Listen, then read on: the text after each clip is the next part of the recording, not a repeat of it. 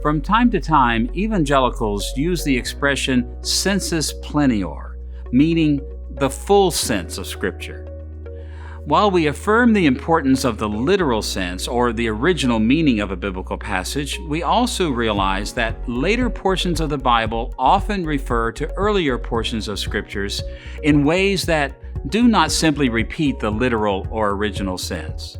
Instead, they discerned a fuller sense, a sensus plenior, for these Old Testament passages.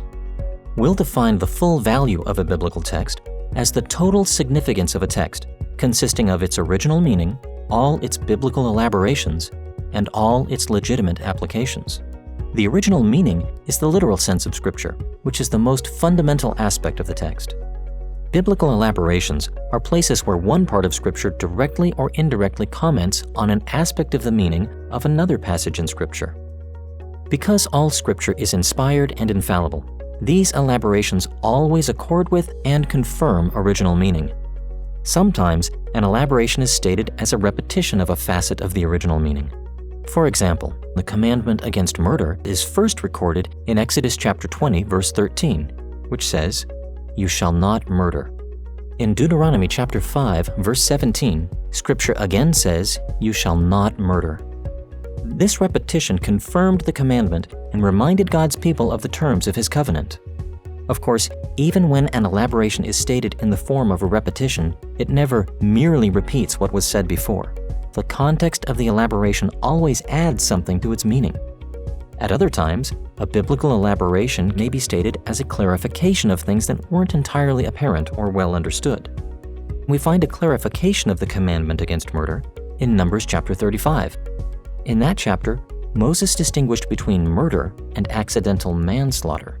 Listen to what Moses wrote in Numbers chapter 35, verses 20 through 25. "If anyone with malice aforethought shoves another or throws something at him intentionally so that he dies, or if in hostility he hits him with his fist so that he dies, that person shall be put to death. He is a murderer.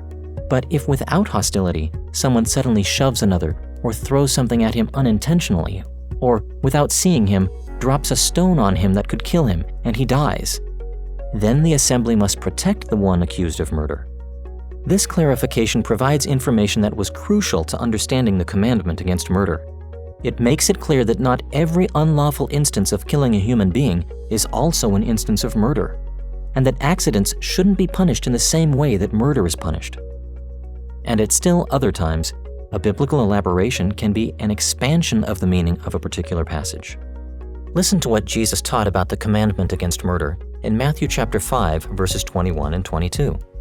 "You have heard that it was said to the people long ago, 'Do not murder, and anyone who murders will be subject to judgment.'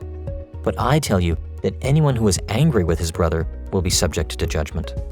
This elaboration was an expansion of the original meaning of the commandment because it brought additional information from other passages to bear on the commandment in ways that revealed the original intention of the commandment within the broader context of God's revelation.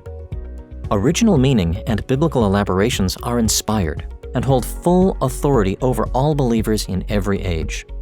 But our applications are not inspired by God. We make mistakes, and our applications are always subject to modification and improvement.